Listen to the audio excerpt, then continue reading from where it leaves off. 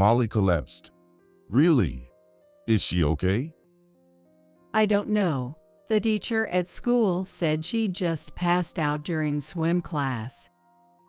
My daughter Molly caused hyperventilation during swimming class at school and was taken to the hospital. When I arrived at the hospital, Molly was sleeping peacefully. Seeing her sleeping face, I heaved a sigh of relief. Sarah, how's Molly? Is she okay? My husband John also rushed over after hearing the news. She's just sleeping calmly now. You can relax, the doctor responded, though his expression was somber for some reason. Doctor, please tell me everything. As I pressed the doctor, almost scolding him, he seemed to make up his mind and ask, How is your daughter's relationship with her grandparents? Why do you ask such a question? I am inquiring about how well your daughter gets along with her grandparents, the doctor asked me again. I was at a loss to answer the unexpected question. Hey, doctor, stop insulting my father and mother any further, John said, shaking with anger. John had veins bulging on his forehead, and I could feel his rage. What's wrong with you? I was surprised by my husband's emotional display, as he usually doesn't show his feelings. Then I will tell you. And then, as a mother, I was struck by the devastating truth that came from the doctor's mouth. My name is Sarah Wilson, a 42-year-old office worker. I currently live with my office worker husband, our elementary school-aged daughter, and my in-laws, making it 5 of us in total. We originally lived separately from my in-laws. However, my job paid well, but during busy seasons, I would come home late at night. John, being in a management position, often prioritized work as well. John's parents were very focused on education, so even after joining the company, John was work-oriented, always aiming for greater heights. He was such a workaholic that he would continue working at home after he got home. As a result, both John and I often made our daughter Molly feel lonely. We have a good income, but I feel sorry for Molly because this makes her feel lonely, I said with a sigh during a discussion with him. Then John made a suggestion. If you're okay with it, Sarah, why don't we live with my parents? Actually, they have been suggesting this for a while. John's father, Michael, was an elite employee who worked for a major trading company for many years. John's mother, Elizabeth, was an educator who taught at a prestigious middle school until she gave birth to John. However, Michael had to take early retirement a few years ago due to worsening chronic illness. My mill supported the family as a stay-at-home mother after she quit her teaching job, but she started working part-time when my Phil retired. My husband and I had been sending a fixed amount of money to his parents every month. I've also been thinking about renovating the family home to make it duplex style. I think it's a good opportunity. Yeah, I think living in a house with a yard would be better for Molly than our current apartment. Molly's school would be better surrounded by nature than the urban area. We would discuss this every night after Molly had gone to bed, and then report our decision to my mill over the phone. We've come to this conclusion. What do you think, Elizabeth? We would welcome that. In fact, we were hoping to suggest living together. Hearing this from you made me happy and relieved. Thus, our plans for living together smoothly progressed. We renovated the in-laws' house, allocating the first floor for them and the second floor for our family's living space. We didn't install locked doors between the spaces so we could always access each other's areas when needed, but we basically respected each other's privacy. I also thought that since my husband and I often came home late from work, Molly wouldn't feel lonely anymore, as she could have dinner with her grandparents on the first floor. But every morning when I leave for work, I can't help but feel guilty towards my in-laws. Thank you so much for taking care of Molly all the time. While John and I are at work, the in-laws always help Molly with her homework. No problem. That's right, Sarah. Molly is our dear granddaughter. Don't worry about it. Michael said with a hearty laugh. Molly, make sure you listen to Grandma and be a good girl.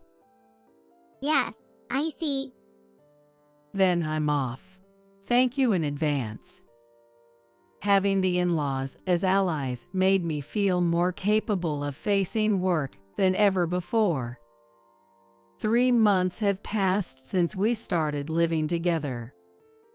That day, I finished work early and got home sooner than usual, and Molly ran up to me crying and hugged me tightly. "What's wrong, Molly? Why are you crying?" Molly clung to me and wouldn't look up. Elizabeth followed her and said, "It seems Molly is just so happy to see her mom," as she tried to stroke Molly's head. Molly shook her head vehemently, showing her displeasure. Elizabeth smiled sadly. "Molly, that's not okay. Grandma always helps you with your homework. It's sad for Grandma if you act like this." She's probably just at an age where she wants to be spoiled by her parents, right, Molly? "I am sorry for making you feel bad." It's all right, I don't mind. Elizabeth said, still smiling gently. Molly was doing her best with her studies until just now. She's a smart girl. When Elizabeth tried to pat Molly on the head, Molly fiercely shook her head, showing her refusal. "Molly, Mommy will get angry. Say sorry to Grandma." When I scolded her, Molly reluctantly turned to Elizabeth and said in a trembling voice, "Sorry, Grandma."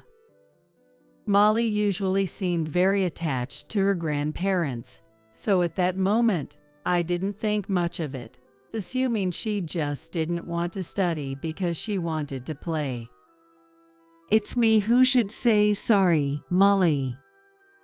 I thought I saw tears in Elizabeth's eyes, but realizing I was watching, she quickly covered it by laughing and saying, "Something got in my eye." As time went by, I realized that not only Elizabeth's behavior but also Molly's was unusual.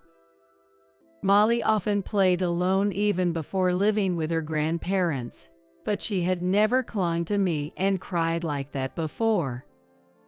And yet, she showed such an attitude towards her kind grandmother, who always doted on her. Maybe Molly was experiencing troubles that we adults couldn't understand. As bedtime approached, I discussed it with John. If I cut back on work, I could spend more time with Molly. She might not feel so lonely. What are you saying now? We've discussed this many times and decided. My parents are taking care of Molly, so there's no need to worry. I know that, but even if your parents are good people, they can't replace Molly's mother. Are you saying my parents aren't good enough? John frowned and glared at me. John often gave me that look when he didn't like something. I'm not saying that. It's just. Anyway, we should just leave Molly's care to my parents. He insisted, turning his back to me as if to end the conversation, and fell asleep. Winter came, and my busy work schedule finally entered a slow period. I'll do the dishes, you rest. Oh, really? Aren't you tired from work? It's relatively slow at work now, so I can do laundry and cleaning on my days off. Is that so? Well, I'll take your word for it and watch TV. I decided to dedicate myself to the household chores, making up for the time I couldn't contribute before. John remained busy with his work as usual. Sarah is really putting in the effort. Well then, leave Molly's shower to me. Are you sure? You must be tired. I responded, thinking he was being considerate due to my bustling around the house. Leave it to me. Parent-child communication is important. After all, He said, puffing out his chest. Molly, go ahead and take a shower with Daddy. I called out to her, and she took John's hand and headed to the bathroom. Imagining the delightful scene of father and daughter together, I couldn't help but smile.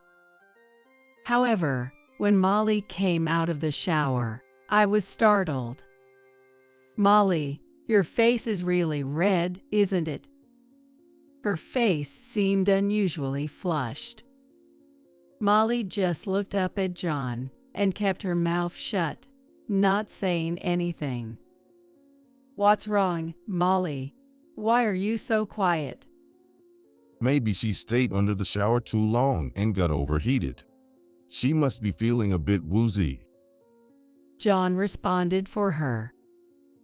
Are you really okay? I asked her repeatedly, concerned, but each time Molly would glance at John and nod, saying, "Yeah, I'm fine."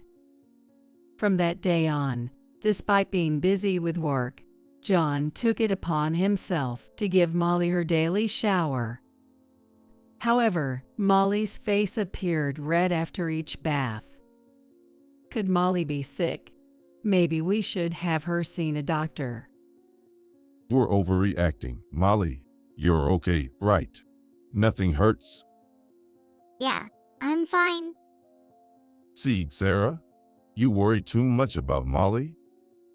John said, dismissing my concerns with a laugh.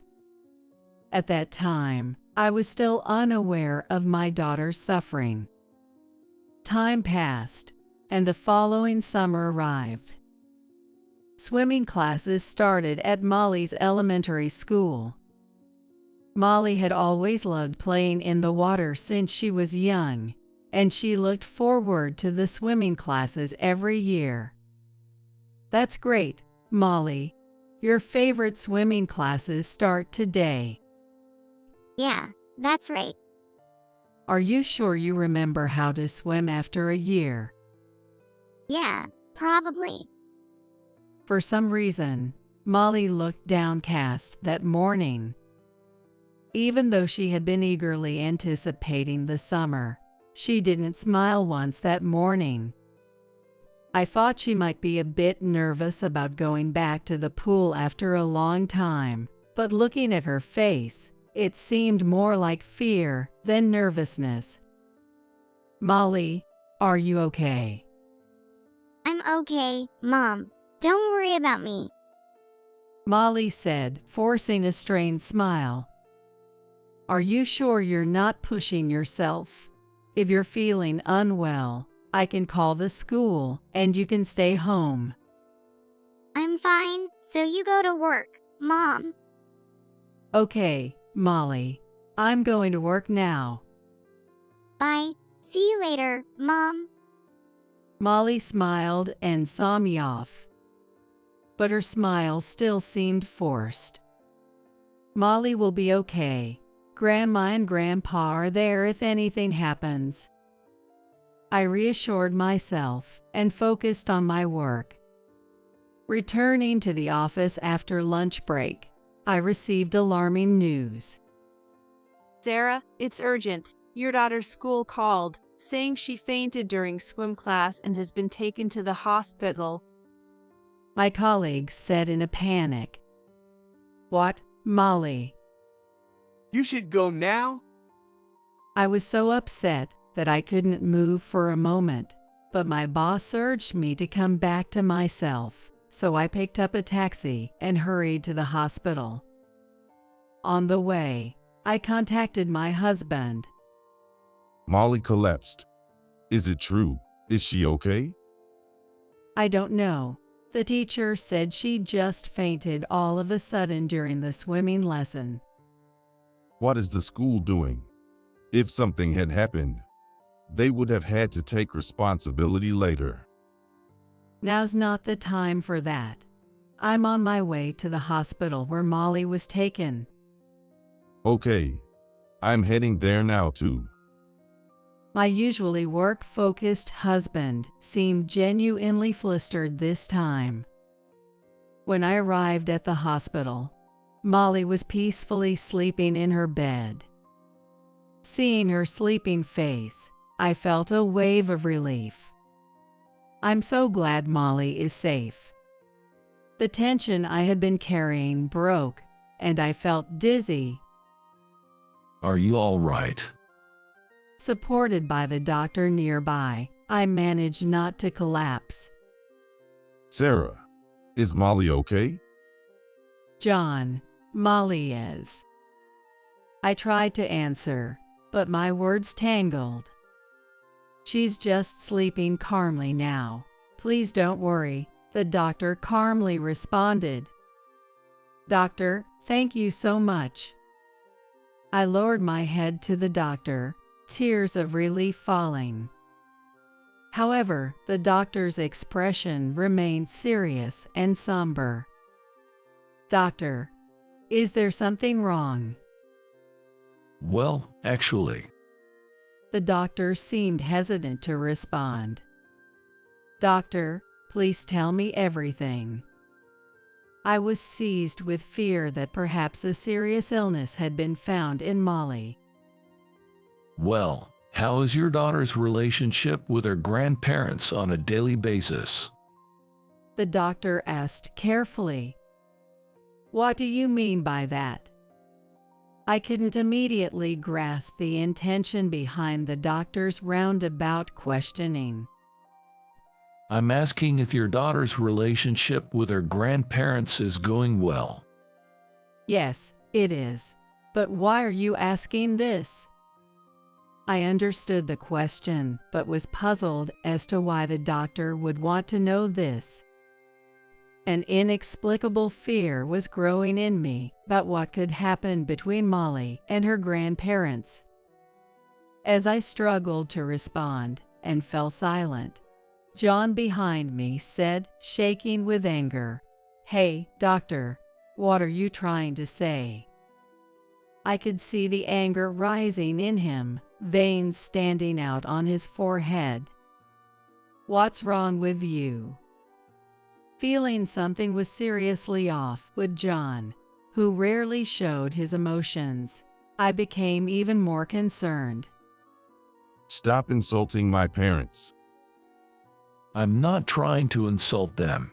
I just want to confirm the facts. I tried to clarify.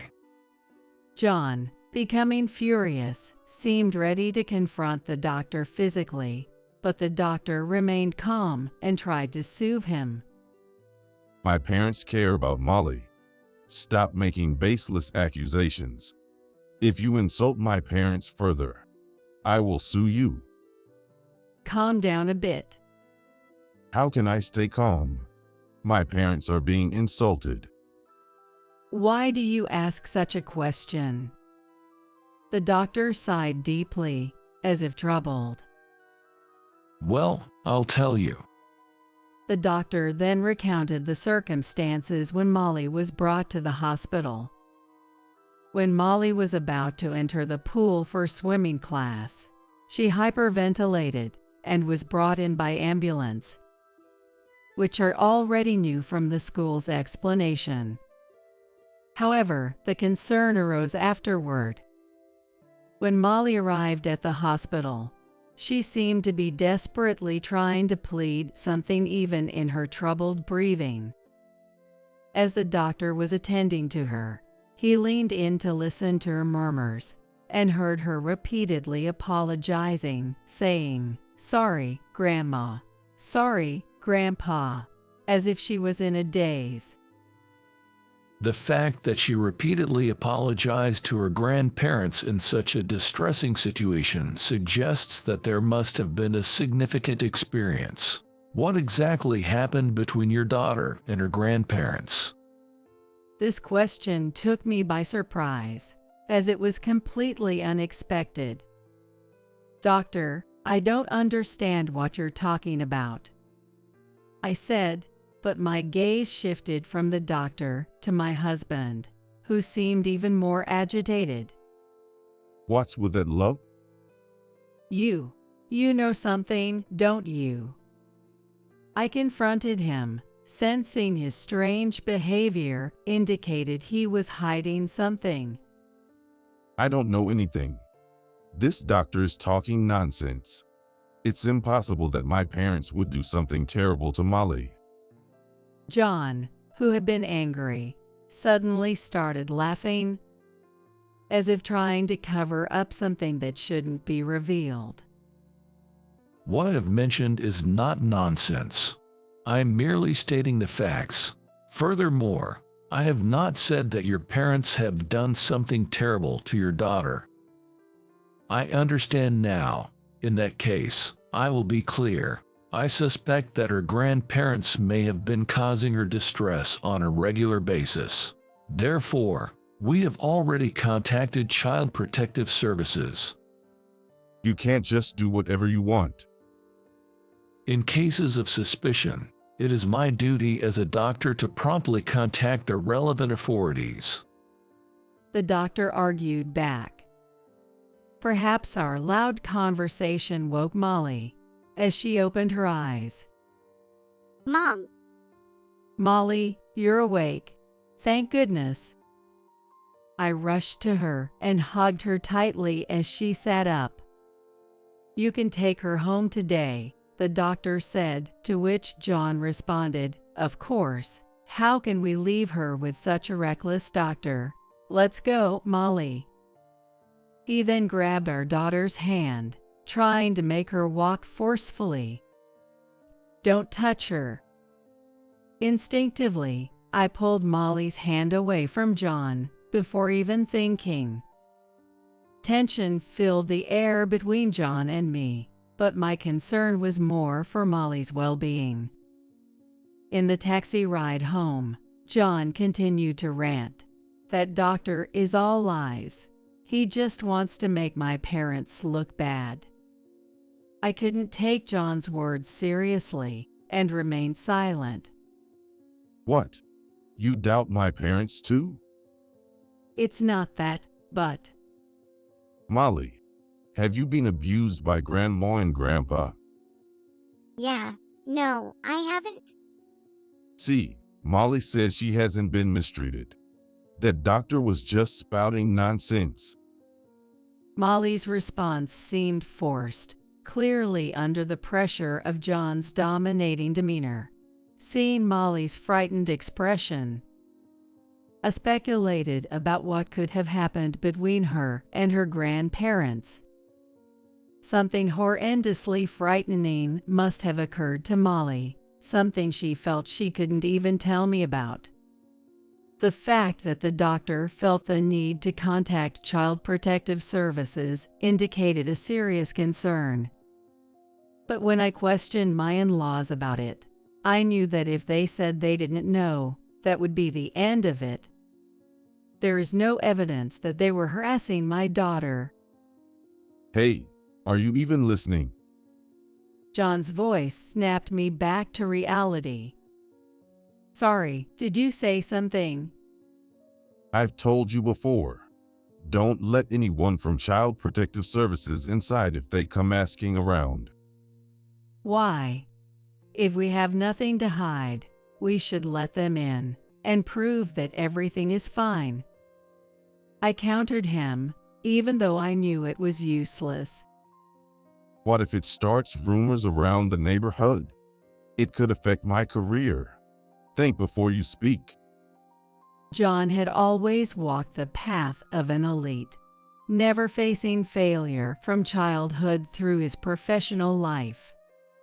His high pride feared bad reputation more than anything, making me wonder if his pride was more important than our daughter Molly's well-being.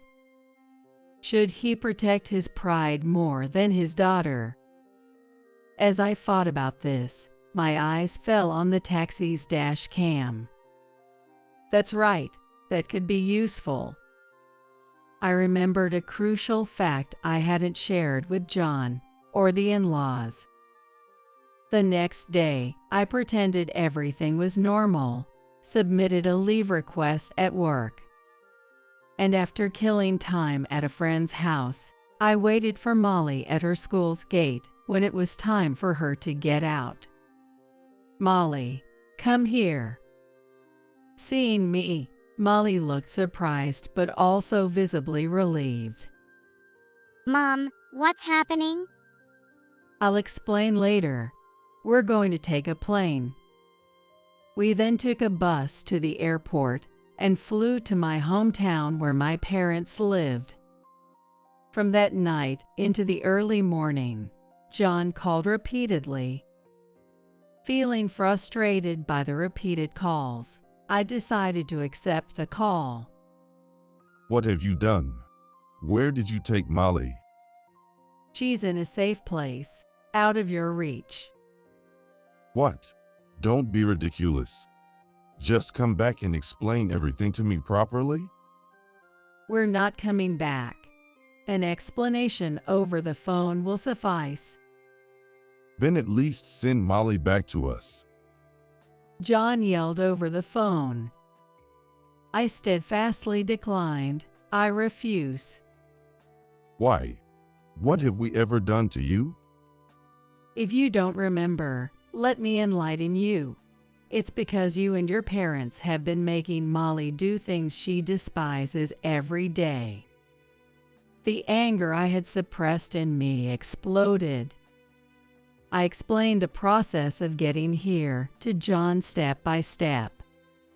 On the way back from the hospital, I remembered, while looking at the taxi's dash cam, that I had installed a camera in the living room of the first floor. Unusual occurred. It was set up to monitor the elderly in-laws and Molly, alerting my smartphone immediately if anything unusual occurred. The first floor, where the in-laws lived, allowed Molly free access when John and I were not around. Shortly after we started living as a joint family, Elizabeth began forcing Molly to wash dishes and do cleaning tasks. Initially, I thought it was just Elizabeth's way of teaching her granddaughter household chores, but Elizabeth never instructed her. She just watched Molly with Michael. Molly complied without complaints, completing the tasks as told. However, when Molly was about to go back upstairs after finishing, Elizabeth called her back, saying in a sorrowful voice, "Next, please clean the bathroom. Thank you." But I have homework. I'm sorry, but please do as you're told. If you can't, we can't let you live here. Please do as you're told, for your own good. With that, Elizabeth grabbed Molly's wrist, seemingly trying to force her outside against her will. Do as you're told, Molly. Elizabeth's voice was clear on the surveillance camera, which captured sound well despite slight static. Elizabeth sounded sorrowful even as she commanded. Grandpa, help me. Molly pleaded for help from her grandfather, Michael, who did nothing to reprimand Elizabeth, and merely watched silently. Faced with this unbelievable reality unfolding in the video, I was speechless. The harassment from the grandparents towards Molly appeared to continue daily when I was not at home. I couldn't believe that the grandparents were doing such things behind my back.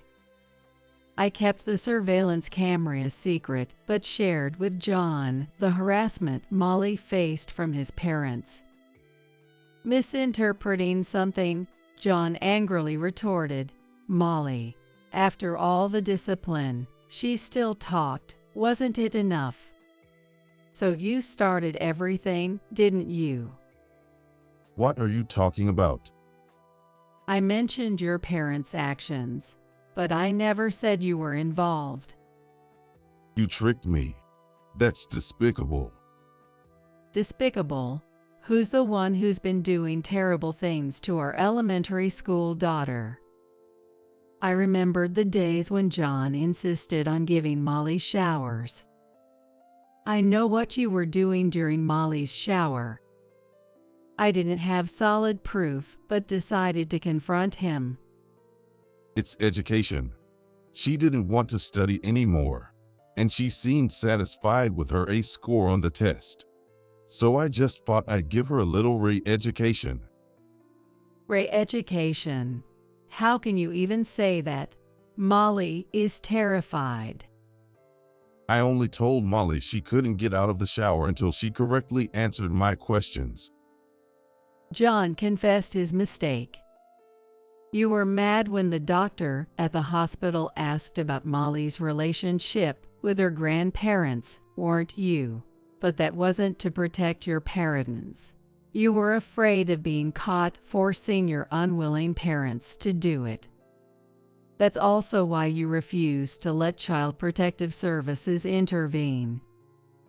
The surveillance footage clearly recorded John threatening his parents. The in-laws weren't willingly making Molly do things she disliked.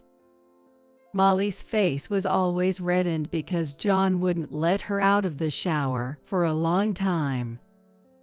The shower experience became traumatic for Molly, turning water into her fear. Then, on the day there was swimming class at school, Molly was traumatized again the moment she tried to enter the pool, triggering a panic attack. It's your fault she can no longer enjoy the pool she loves. So what?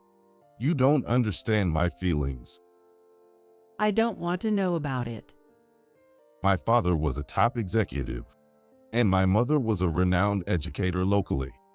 But I was always scorned if my grades dropped even slightly as a child. I don't want to feel that miserable ever again.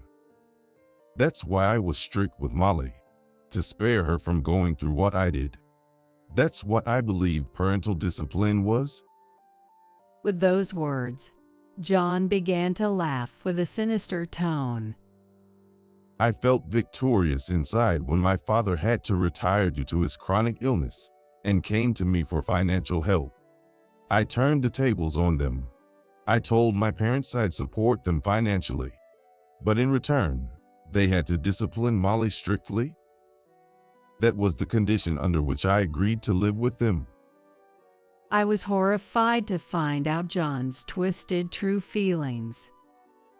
I recorded this phone call. And that's not all. The surveillance camera has also recorded how you threatened your parents, both their actions and voices. I will use this evidence to protect her. You are finished. Hey, wait a minute. We can talk this through. John was panicking at the end, but I had nothing more to say and hung up the phone, then blocked his number. I went to the police and child services with footage from the surveillance camera, the recording of the call, and the medical report I got from the hospital. This is terrible. The video and the audio are clear evidence. The responding police officer promised to deal with the incident immediately. Later, I was shocked by the new facts that I learned from Molly. When I asked her why she didn't confide in me sooner, Molly, in tears, said, Because Dad threatened that if I didn't do it right, he would put busy Mom through the same ordeal. I don't want Mom to get hurt.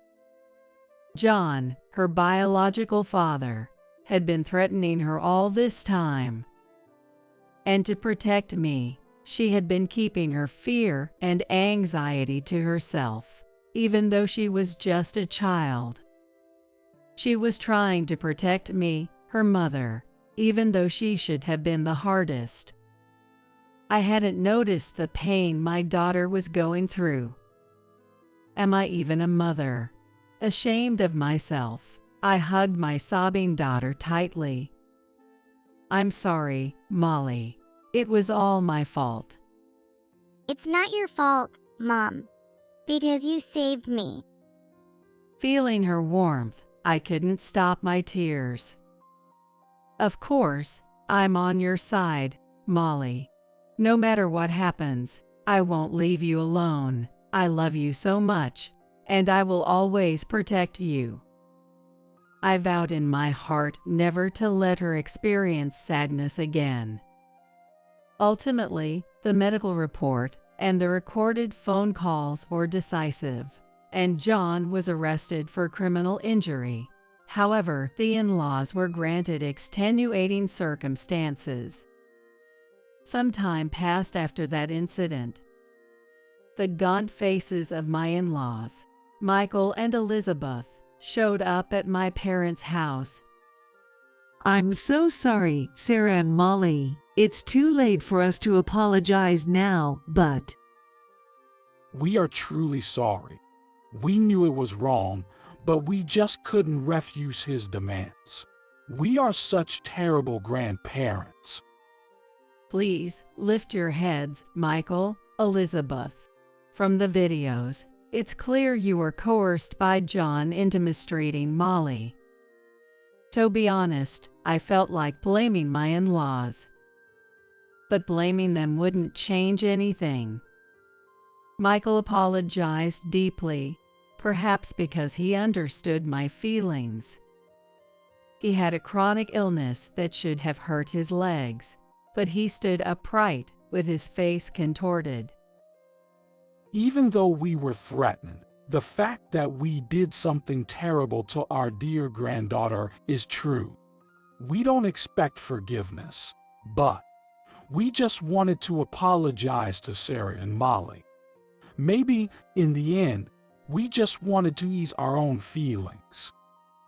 Molly ran over and gently patted the backs of Michael and Elizabeth. Grandpa and Grandma, I'm not mad at you. Thank you for teaching my homework. Molly's words broke them down, and they didn't look up. It seems to say that they have no right to show their faces to their granddaughter.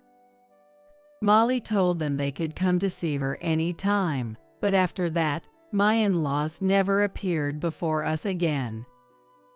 5 years have passed since then, and Molly has become a middle school student. Currently, Molly and I now live with my parents. I explained the situation to my company, and they allowed me to switch to primarily remote work. Although the local police are ready to respond if John shows up, I still can't shake off my anxiety. I've attended security seminars and bought security gadgets to strengthen the security at home. I make sure to drop off and pick up Molly from school to protect her. Molly has slowly started to regain her smile. Recently, she began helping my father with the gardening he started as a hobby after retirement. Grandpa, look at this big potato we harvested. Wow, that's a big one. Molly, how about we make some potato salad with your mom tonight? Okay, we'll do that. Living with Molly, my parents seem to have rejuvenated both in spirit and appearance. Just as Molly tried to protect me, I want to protect her with all my might from now on. Watching Molly's carefree smile, I felt this more than ever.